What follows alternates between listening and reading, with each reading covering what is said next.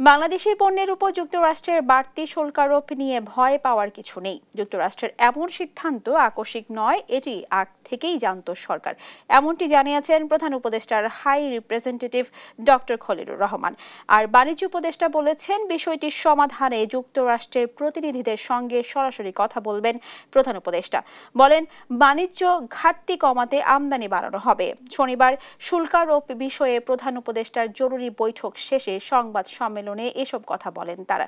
তারেক মাহমুদ সুজনের রিপোর্ট।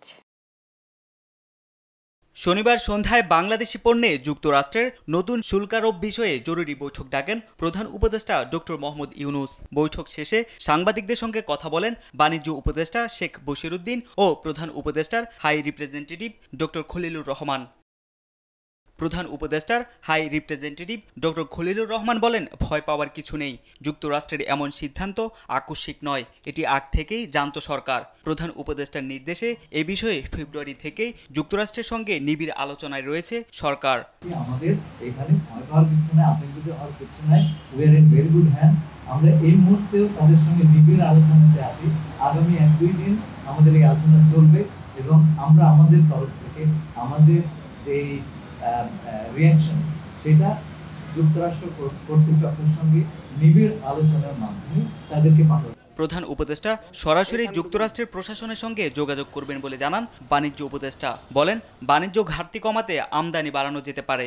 আমরা এখানে সম্ভাবনাও দেখছি, সম্ভাবনার বিপরীত যে বিষয়গুলো রয়েছে আমরা সেইগুলোকে সাম্যকভাবে উপলব্ধি করে বাণিজ্য ঘাটতি কমিয়ে এনে আমরা আশা করছি যে তুলনামূলকভাবে আমরা আমাদের প্রতিযোগী দেশের থেকে একটা ভালো অবস্থানে যাওয়ার প্রচেষ্টায় রত আছি। প্রধান উপদেষ্টা নিজেই যুক্তরাষ্ট্র প্রশাসনের সাথে সংযুক্ত হবেন এই বিষয়ে আমাদের অবস্থানকে তুলে ধরার জন্য। বাংলাদেশি পোশাকের বৈচিত্র্য ও মানের ফলে এই খাত ক্ষতিগ্রস্ত হবে না বলেও আশা প্রকাশ করেন তিনি।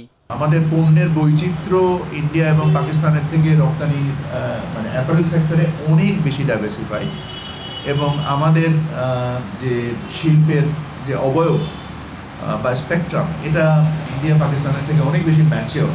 ব্যবসায়ী ও সংশ্লিষ্ট অন্যান্যদের সঙ্গে আলাপ আলোচনা করে চূড়ান্ত সিদ্ধান্ত নেওয়া হবে বলেও এ সময় জানান তারা।